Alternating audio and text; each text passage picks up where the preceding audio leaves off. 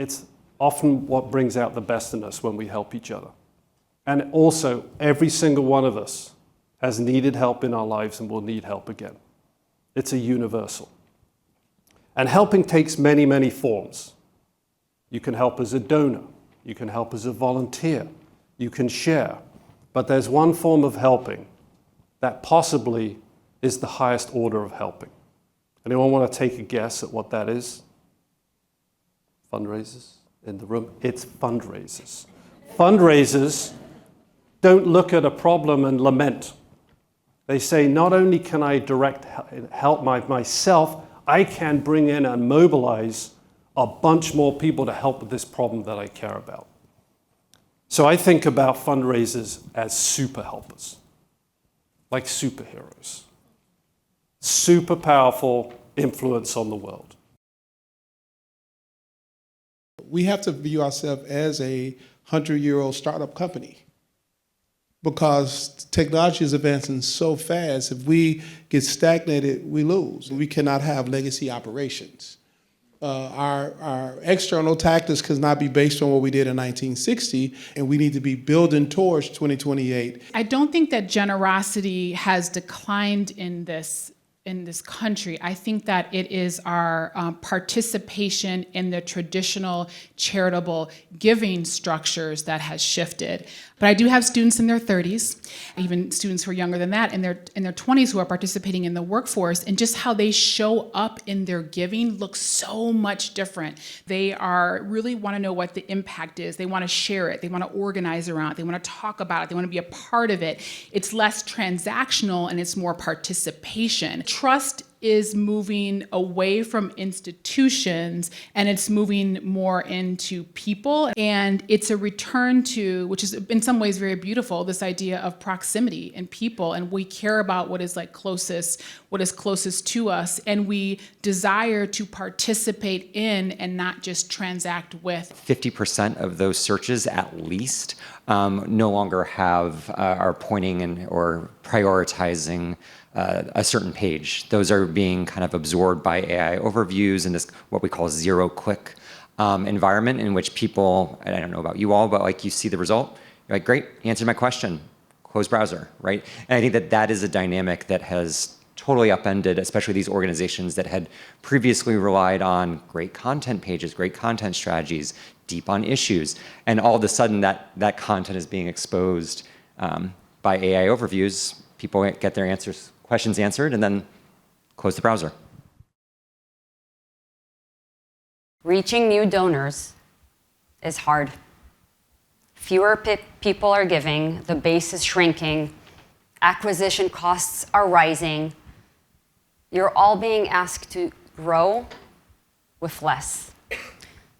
You need to be able to find people who don't know you yet. All right, so this is where the power of GoFundMe.com really kicks in. Every month, more than 100 million people visit GoFundMe to give or to fundraise. They come not only because they care about people, but because they care about causes. So a while back, we realized that this is our duty to connect these supporters with the nonprofits that do work on the causes they all care about. Stand Up to Cancer partnered with us very early on this in exactly this way. We showcased them to donors this is all cancer-related fundraisers, very relevant. So these are people that are already on GoFundMe, they're already giving, they're already motivated. We gave these donors a path to support a nonprofit doing work they already cared about. The result was 3,800 new emails for Stand Up to Cancer. This experiment reminded us that the $5 gift isn't really just about the $5. It's somebody raising their hand to say, I'm interested in supporting this cause or learning more. And it unlocks the participation at an entry level from audiences that we typically don't get to reach, either younger donors or people who are in the beginning of their donor giving life. We find that very much needed since our donor audience skews older, and we need to figure out how to create those pathways to the next generation of supporters. And this proved it. 99% of the supporters were new to WCK.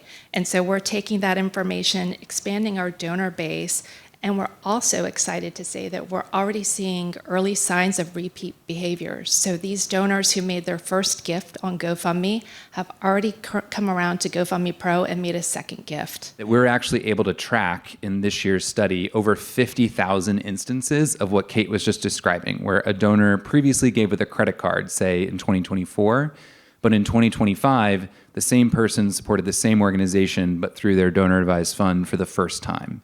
And the average change in their giving level to the same place the next year was 10x. Wow. And the median change was double.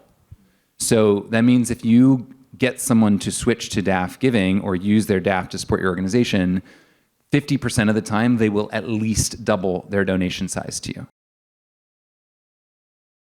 Recurring giving isn't just a channel for us, it's a part of who we are. When people think of Tunnel to Towers, they think of that simple, accessible monthly commitment tied to a clear, tangible mission. It embodies our promise to donors, consistency. They give us a consistent donation, and then we also provide that consistent impact just as steadily. Whether it's for mortgage-free homes, for Gold Star families, or fallen first responder families, monthly giving really reflects our brand, which is disciplined, mission-driven, and built to last. Institutions have failed a lot of young people. Historically, we grew up seeing COVID, we grew up seeing a lack of action in a lot of social issues that we care about. We saw a period of time where brands and organizations used impact as a marketing strategy, but then dropped that very quickly when administration changes, when culture moves. And so it's important to have, for young people to identify with the community around them and the community that they are most engaged with. And so I think too that the data points to that young people trust other young people trust stories, and not just stories, but stories that also feel real and not like a marketing ploy.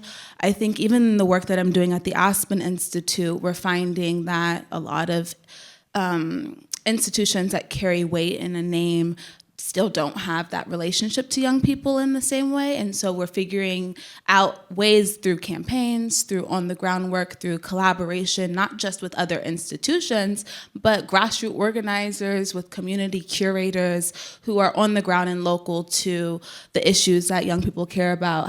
It just has been the best way to get a hold of young people and to build trust with them. I think a lot of times I've had relationships with nonprofits where they want to script a video ahead of time. They really want everything set in stone, who I'm going to interview, what I'm going to say, what the person's going to say. And that's not going to create an authentic, meaningful video.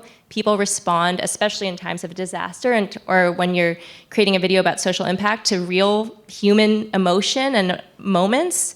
And those are the types of stories I tell. So when an organization like Direct Relief or GoFundMe trusts me to just do my thing and then say, hey, I made the video, I'm going to post it, invite you to collab, that's the best case scenario.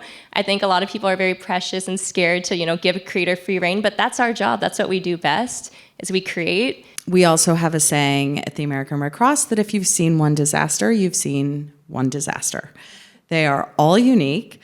Whether it's geographies, what happened just before, what may be coming up behind it, everything makes a disaster special and unique. But that doesn't mean that you can't have processes in place to be able to respond and have that flexibility. So as I was kind of thinking through, if I were an organization that maybe didn't have this in place, what would be some of those building blocks?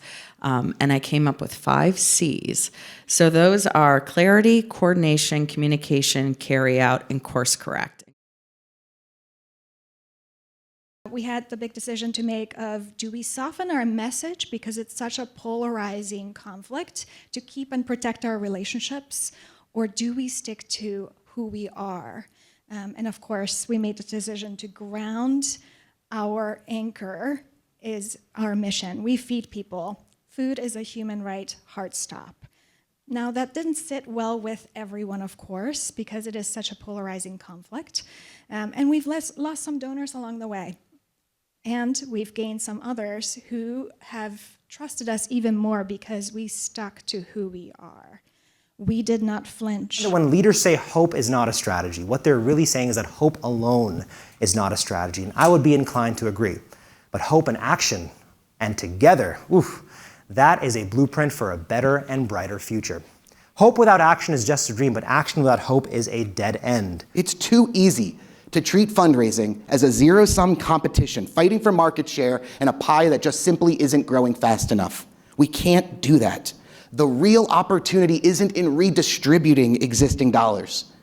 It's in expanding philanthropy itself, increasing the percentage of Americans who see themselves as donors and pushing charitable giving beyond that stubborn ceiling of 2% of GDP.